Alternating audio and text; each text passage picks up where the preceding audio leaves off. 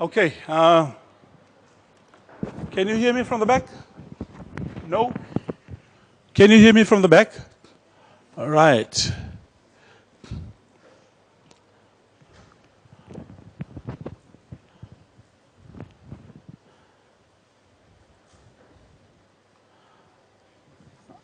I had sent you a couple of announcements, and I think I'm updating the Moodle page as well.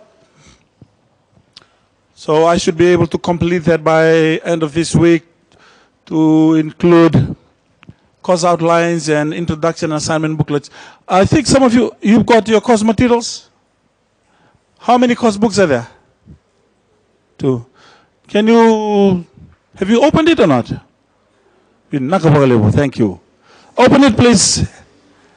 I need for you to, because we will be spending a few minutes discussing your introduction and assignment booklet.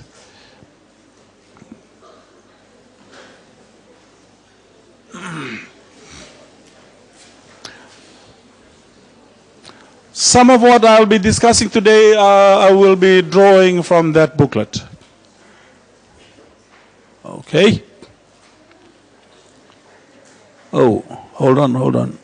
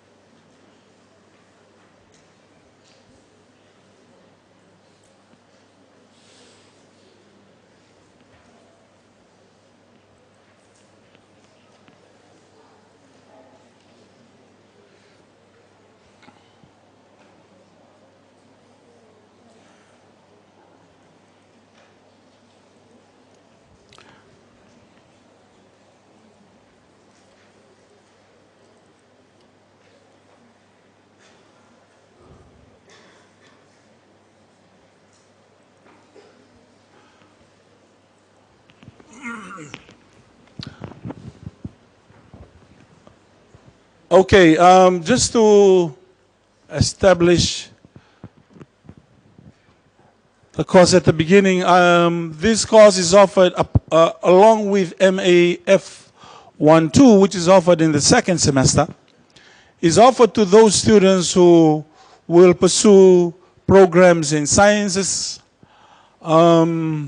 commerce, and IT. So, and this is, like I said, this is part of the pure maths components that's offered in foundation. There's also that other easy maths, which is MAF21, that is offered to those who will not pursue any of those 3 programs. Eh? So MAF11,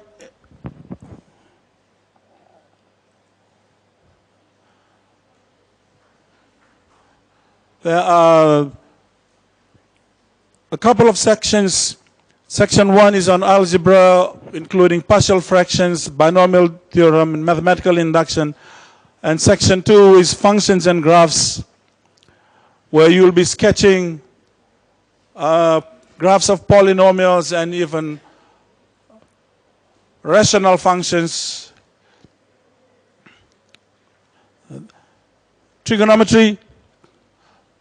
By the way, what contents do you understand about trigonometry?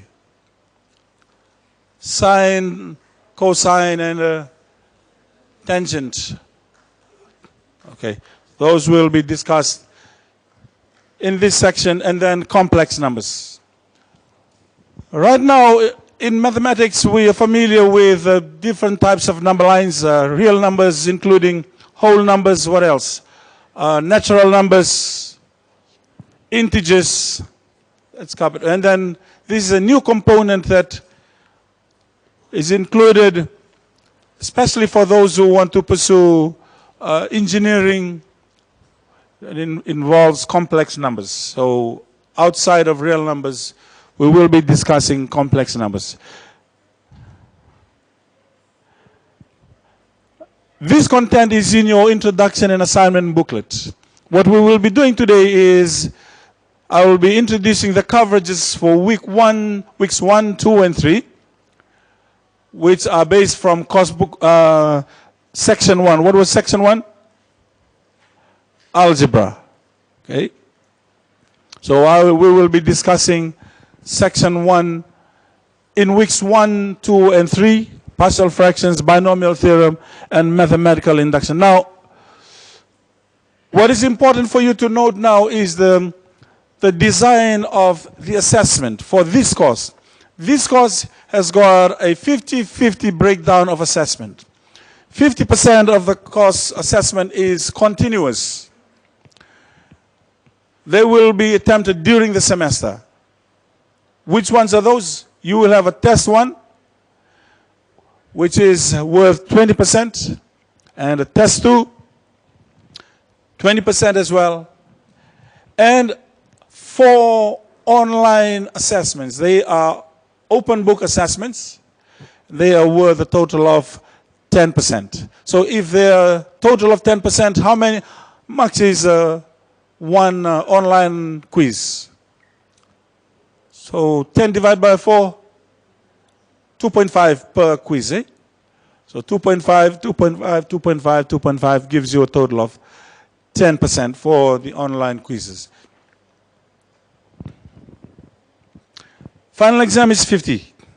It's a 3-hour paper.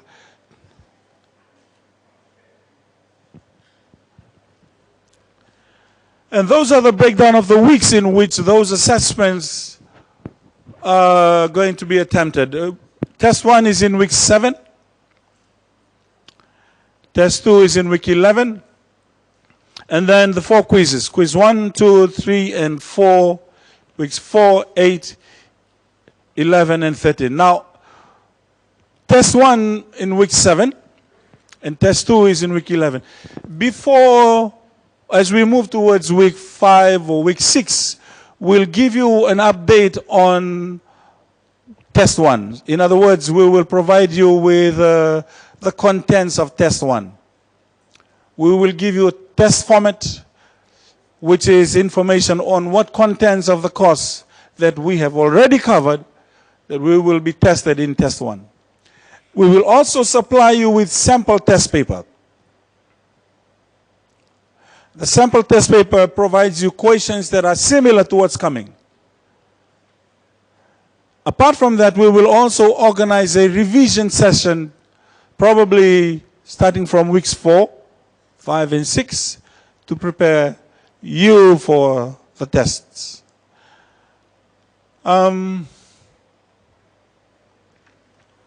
What we've seen in the past semesters when we organize the revision sessions in preparation for tests is that only those students who are smart in the course turn up for the test. And it defeats the whole purpose of the revision sessions.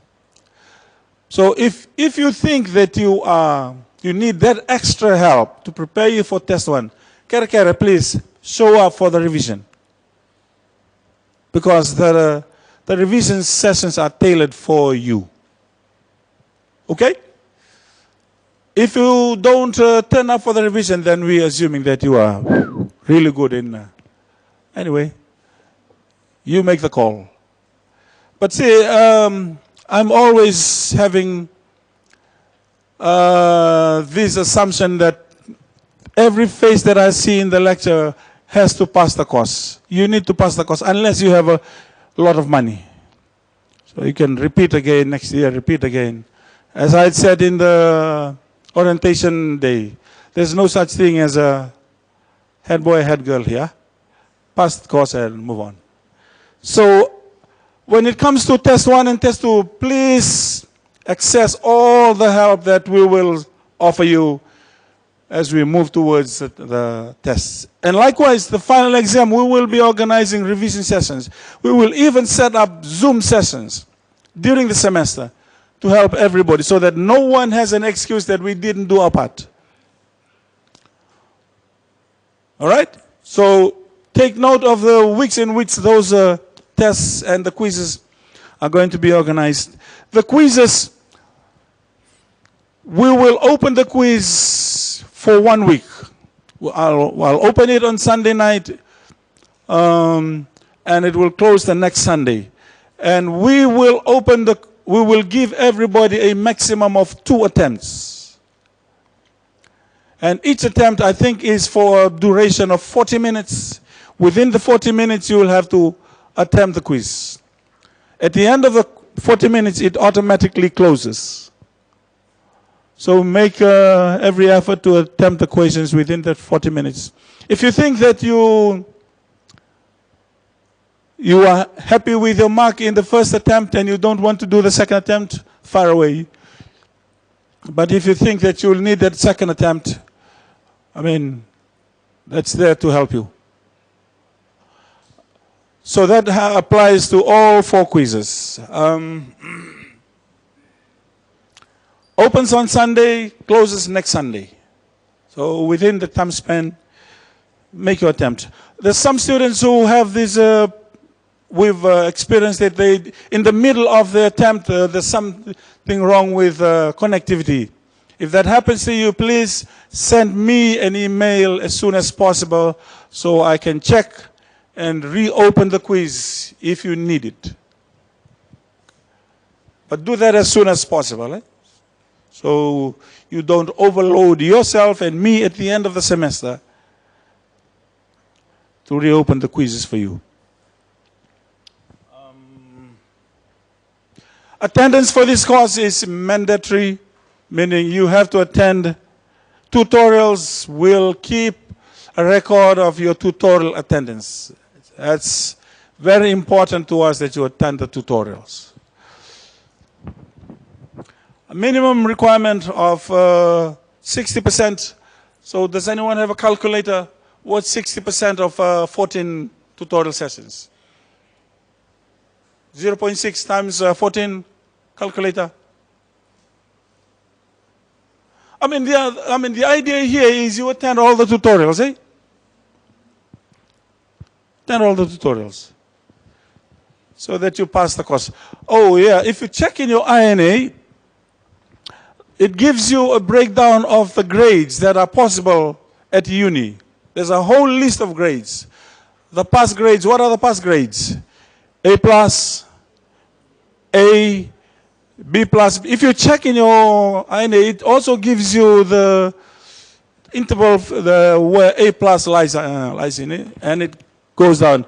B plus, B, C plus, C. There's also a grade, fail grade is D, E, and other grades. There was this story, one student's transcript was sent over by mail, and his younger brother collected the mail and opened the mail and saw the older brother's transcript and was going through the grades. Oh, C, C plus, B.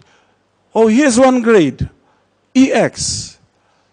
When the brother came, check, what does the EX stand for in your INA? And the brother came, the younger brother asked him, hey, bro, You've got an EX grade. What does that stand for? And the older person said, oh, that's for excellence. Read what does the EX stand for? Check.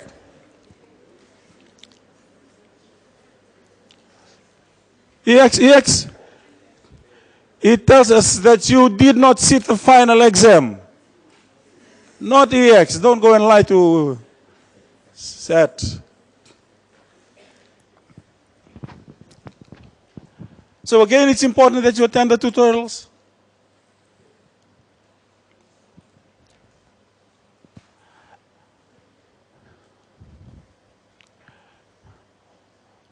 This is important for you.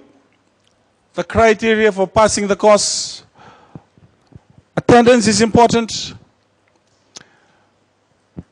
Second bullet point, achieve an overall mark of at least 50% in the course. So that means your coursework plus your final exam should be over 50 or above. Now there's another catch here, the third bullet point. Achieve at least 40% in the final exam.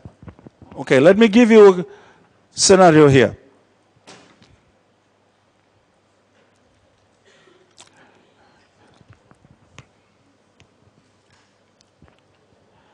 Let's say a student in the final exam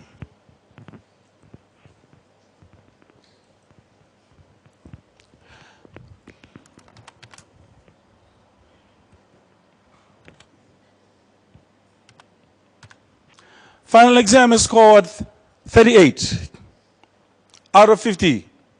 Well done.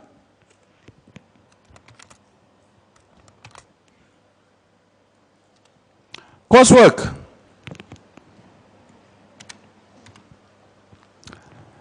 19 out of 50. If you add them up, what's that equal to? 57. By the second bullet point, we're thinking that the student has passed the course. And if you check on your INA, the listing of the grades, the student should have got C+. But note the third bullet point. The student has not satisfied the third bullet point. That's why the third statement is very important. So what I'm trying to say here, do well in the final exam, make sure you also do well in the coursework. Okay? Do well in the coursework, you also need to do well in the final exam. This student, because he has not met the minimum requirement in the final exam, minimum of 20, got only 19, failed the course, even though the total mark is above 50. So please note this is important for you. I'm saying this because this has happened a lot. The students are saying, oh, I've done well in the coursework, I've got 30-something, I can just relax in the final exam. No, no, no. Just take note of the third bullet point. Okay? If you do not comply with this criteria, you're automatically deemed to have failed the course, although you will be allowed to attempt all the assessment.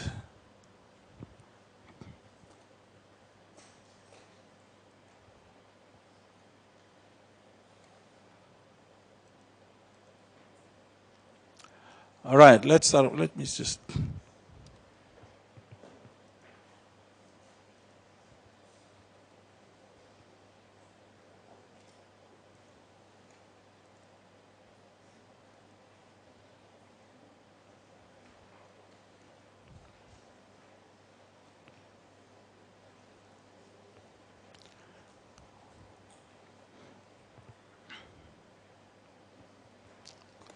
Check. Oh, mama.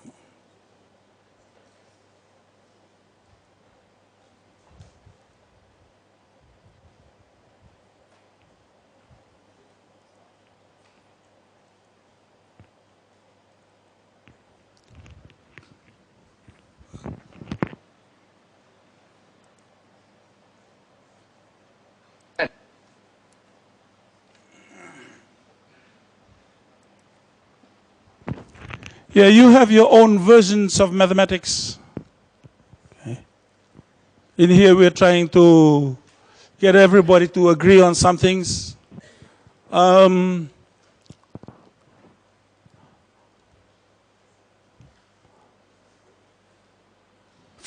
times 4. Calculator, somebody. 14 times 4. 50. 50? 14 times 5. Okay. I'm just checking. I figure 75% to you, Panma, and 25% divided between the 5 of us. Yida, Crowbar, myself, Tom, and the baby. That makes 5% for each one of us. Billy, you're cheating yourself. If there's 25% divided among the 5 of you, that's 14% apiece. Oh, no, listen, Pa. I wouldn't cheat you. You know I wouldn't. Now, look here. I'll show you. Let me rub this out here. And now, 25 divided by 5 is 5. You see, 5 won't go into 2, will it? No. But 5 goes into 25 5 times, you see? No, you're wrong, Billy. Now, I'm pretty good mathematician. Now, 5 into 25, 5 won't go into 2, will it? No. But 5 goes into 5 once. Now, we didn't use the 2 before, so we bring it down here. Now, 5 into 20 goes 4 times. There you are. 5 into 25, 14.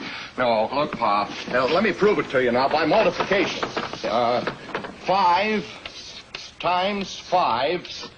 5 times 5 is 25. Really, I'm surprised you're learning. Huh? I'm surprised that you're learning. Now I'll show you. 5 times 14 is 25. 5 times 4 is 20.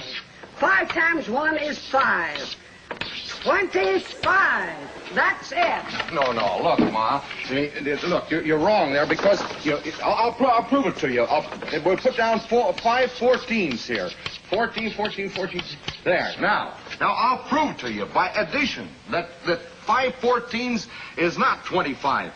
4, 8, 12, 16, 20. 21, 22, 23, 24, 25. There you are. Better brush up, Billy. I don't want to see you boys cheated.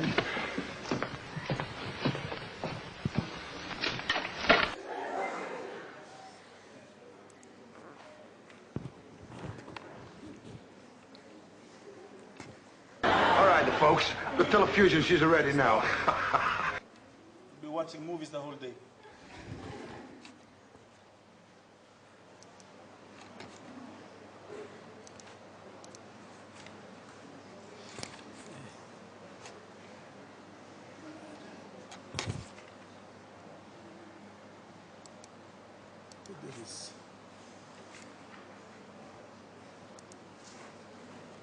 Okay.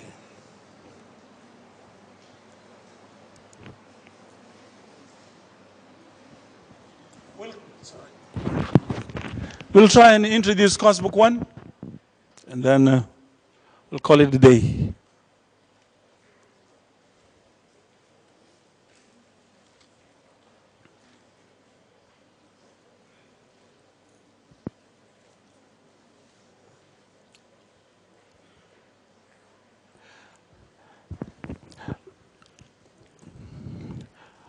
What we will be doing is, apart from discussions on the contents of your course book, we'll also be providing you with some online link so that we are not the only source of information for you. We'll try and identify videos to help you out. One of the very helpful videos that you can use online is Khan Academy, Khan, Khan Academy. It's got a whole list of videos on any topic in mathematics. And I would strongly recommend that you view them to supplement what's there in your course book.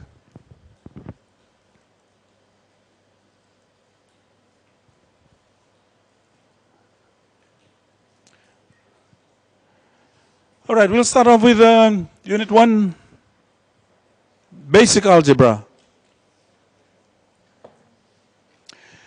It's mainly a revision of what you had done, what we assumed you will have done in the lower levels, in year 12, if you were a Fiji student, or similar levels.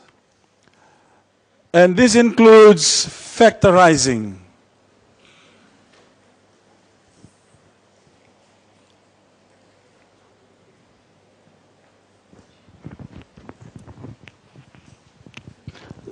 Okay, I need to establish this. What are the factors of 12? Factors of 12. How many are there? Count, what are they? 1, 6, 1, 12, 2, 6, what else? 3, 4, both positive and negative. Okay? How about multiples of 12? How many are there? It's infinite, so many.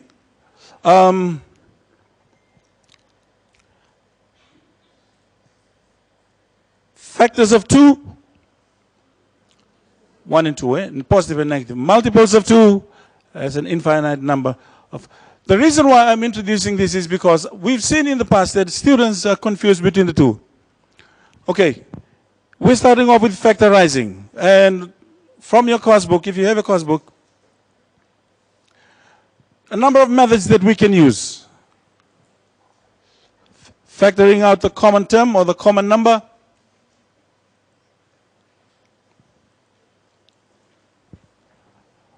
What's a common factor here?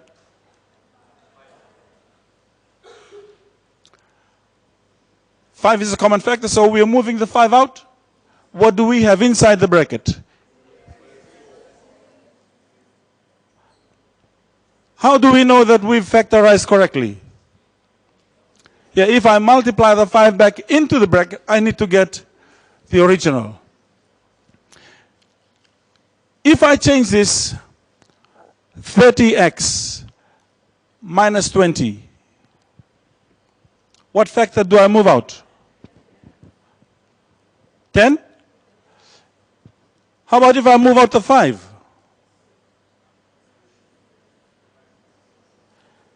So here, we're not looking for the factor. We're looking for the highest common factor. All right, hold it there.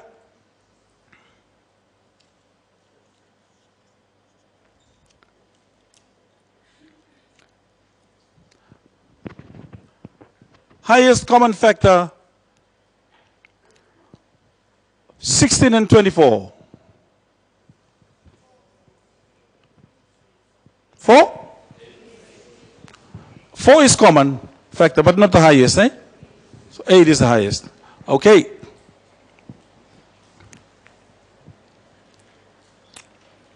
And then we talk about the multiples. Lowest common multiple of 4 and 6.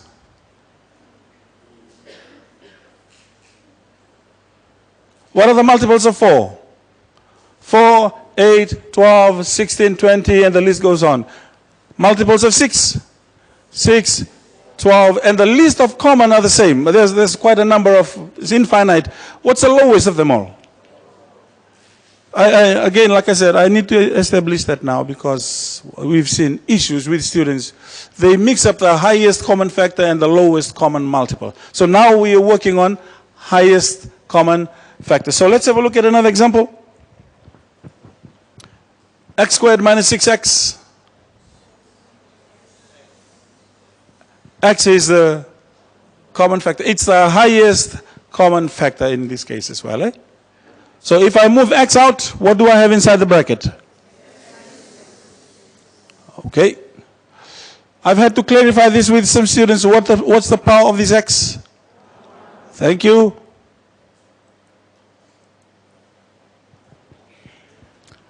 Four x squared minus 12x. Again, 4 is common, eh? But it's not the highest common. What's highest common? Exactly, 4x. So if we move 4x out, what needs to go inside the bracket? X minus 3. That is because if I multiply the 4x into the bracket, I get the original. Right. X cubed minus 4x squared, highest common. Is x common? It's common, but it's not the highest. We're looking for the highest common, which is x squared. And what needs to go inside the bracket? All right, man. 3x squared minus 12x minus 24. What's highest common right across? 3? How about 3x? Why not 3x? Yeah, because x does not appear here, so it's just 3. So if I move the 3 out, what do I multiply with 3 to give me 3x squared? Or for some students, they will want to divide 3x squared divided by 3. Same thing. Or in this case, x cubed divided by x squared gives me x. That also helps me fill out the bracket. So what do I need to have inside the bracket? X squared minus 4x minus 8, because negative 24 divided by 3 is negative 8. X cubed minus 5x squared minus 6x. X squared is common? No. X is common. So what do I need to have inside the bracket? Yeah, x cubed divided by x gives me x squared. 5x squared divided by x gives me 5x. 6x divided by x gives me 6, and I will introduce the minus. I'm assuming this, and there's always scary to assume, but for the purpose of this course, and assuming that you had passed math in year 12, I expect you to be able to factorize what's inside the bracket further.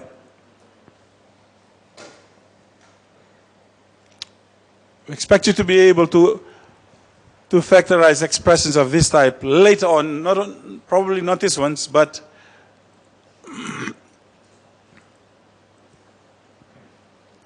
cases like this where you have ax squared plus bx plus c. Notice we are factorizing quadratics, eh? How do we know that it's quadratic? The highest power is 2.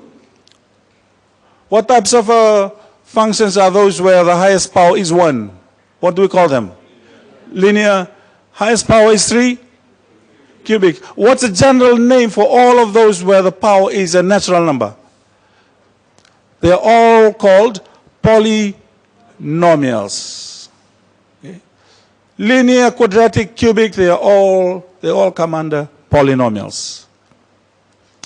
In this case, let's restrict ourselves to where a is equal to 1.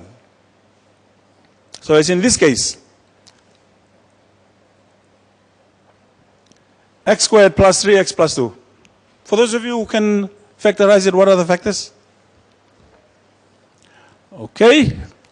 We begin by identifying the constant term, which is 2. What are the factors of 2? Positive 1, positive 2. How about negative 1 and negative 2? Hey, multiply negative 1 times negative 2. So not only do you have the pair positive 1 and positive 2, it's also the pair negative 1 and negative 2. Please note that now. Okay? And then we will have to identify which pair adds to give you positive 3. Which pair adds to give you positive 3? Positive 1 and positive 2, eh? All right, there we go. I've just written down positive 1 and positive 2. But again, like I said, negative 1, negative 2 is also another pair of factors of positive 2. And so, because these two add up to give positive 3, then we will break this up into, and I know that x times x gives me x squared. So all I need to do is to fulfill the bracket by filling in the positive 2 and the positive 1.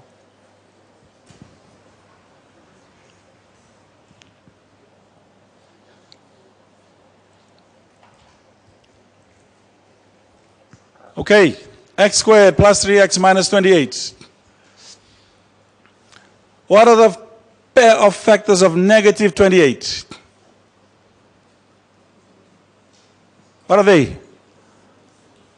Negative 28. What are they? Come on, come on, come on. Positive 1, negative 28. Is there a pair?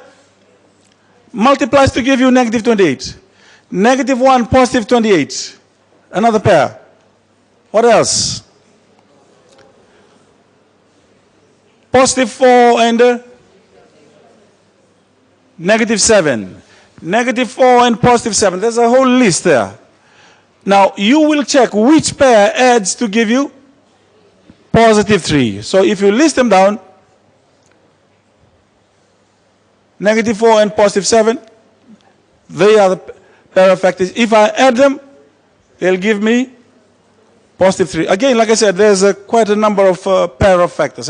But you will have to choose the right one that will add to give you positive 3. By the way, what is positive 3 called? There's a specific name for that positive 3. It is called the coefficient of x. Now let me ask you, what's the coefficient of x squared here? Absolutely. So now we're dealing with cases where the coefficient of x squared is 1. Now that I've identified the correct pair that will add to give positive 3, so my factors are, what are they? X minus 4 and x plus 7.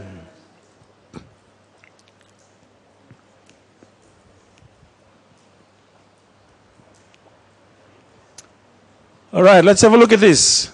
How do we factorize this? I know that there's a common factor right across. What common factor is that? There's a common factor right across. Anyone? 3 is common right across. Check. Is it? So if I move the 3 out, what should I have inside the bracket? X squared minus 8x plus 15. I mean, yeah, 3x squared divided by 3. Do that right across. And then now I'll have to apply that technique to factorize x squared minus 8x plus 15.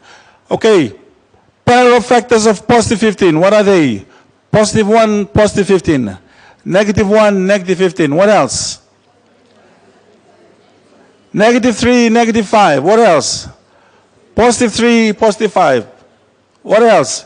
Positive 5, positive 3. All the same. So now which pair adds to give me negative 8?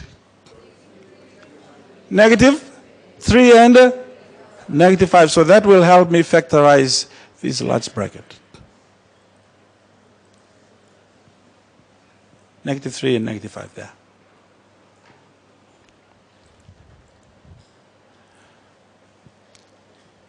The other type is where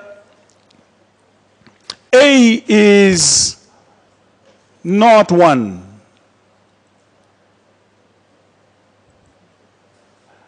Okay, let me, how much time do we have? Okay.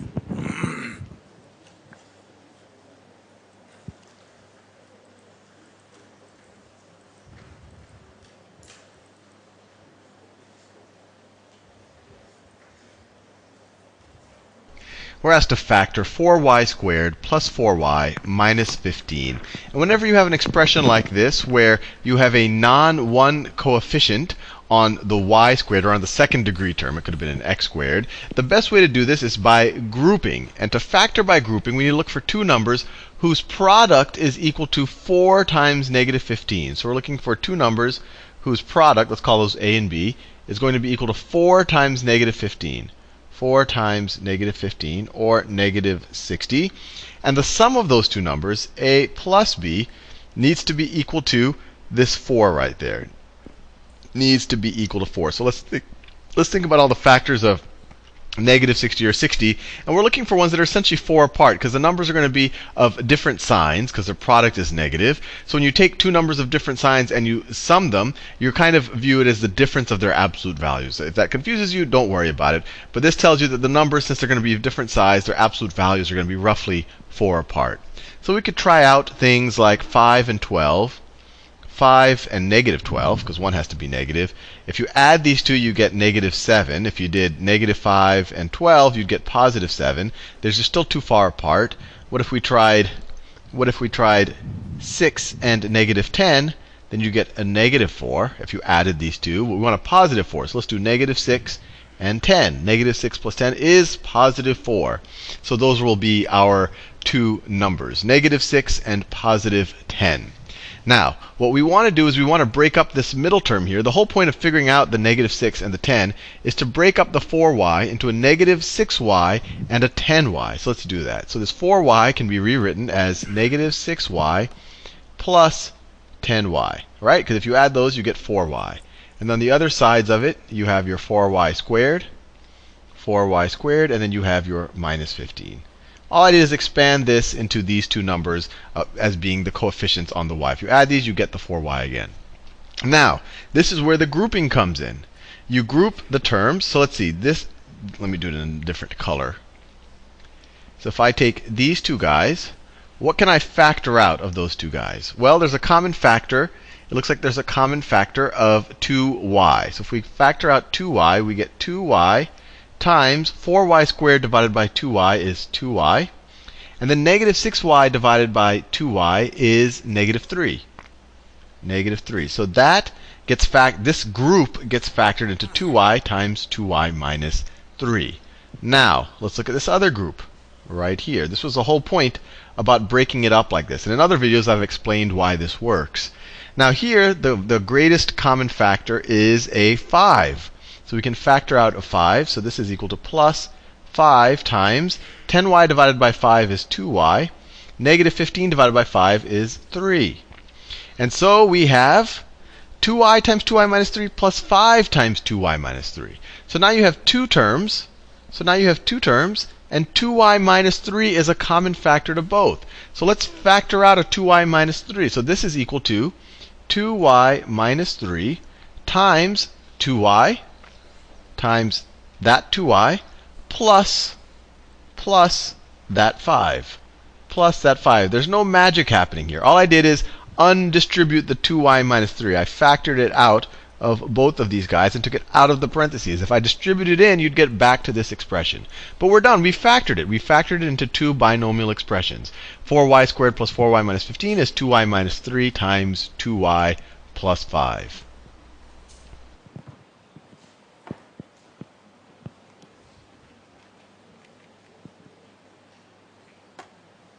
We're asked to factor 35k. So there's, again, like I said, there's a whole host of resources that you can use online. I've embedded this in your Moodle page in the lecture so you can view it.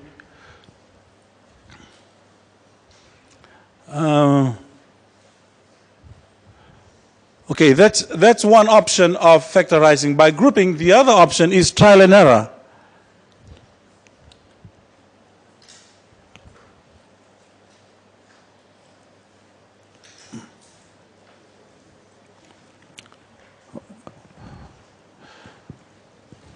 So let's have a look at this example.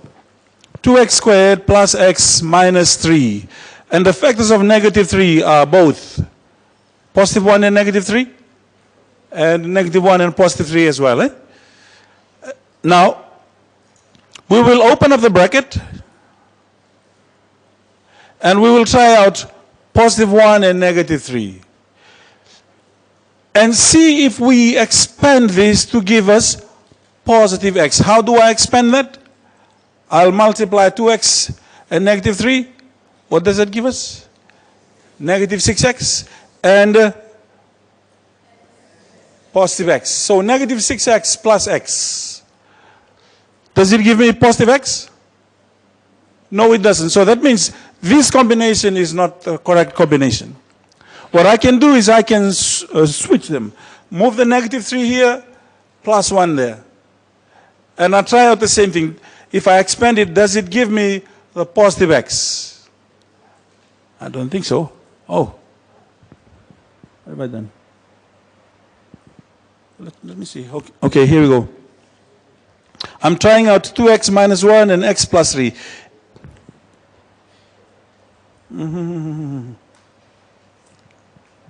What have I done?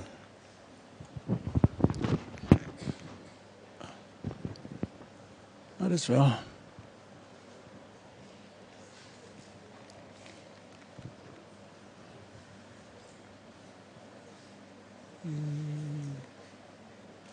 Do you mute?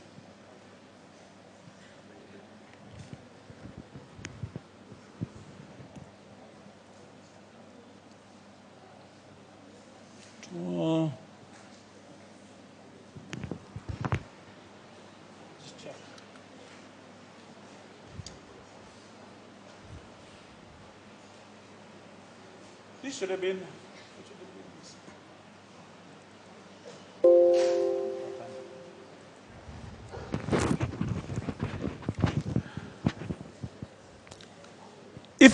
If I put minus 1 here and plus 3.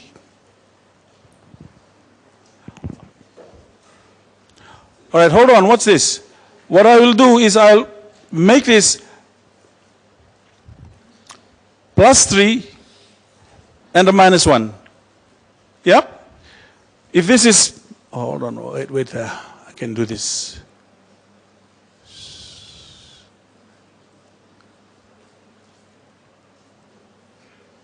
Plus 3, and this becomes minus 1. So 2x times a negative 1 gives me negative 2x, and positive 3 times x gives me positive 3x. That's better. So if I add them, negative 2x plus 3x, what does it give me? Positive x. So that means the correct factors are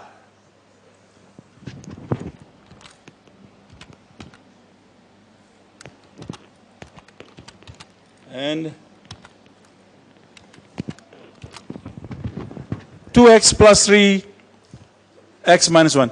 I can even apply grouping here. Now the video that we just watched, I can apply that here. Okay, let's have a look at if we try out the grouping.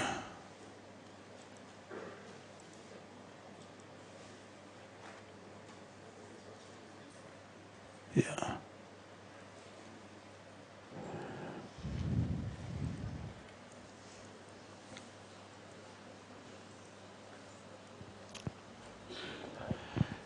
(3x squared minus 8x plus 5). If we apply grouping as we had watched in the video, what do we need to do? We'll multiply the positive 3 with a positive 5 at the beginning. What does that give us? 15. All right. What are the factors of 15? What are they? 1 and 15? Negative 1, negative 15. There's another 2. 3, 5, negative 3, negative 5. Which pair adds to give me negative 8? Negative 3 and negative 5. So that means I'll break up the minus 8x using the negative 3 and the negative.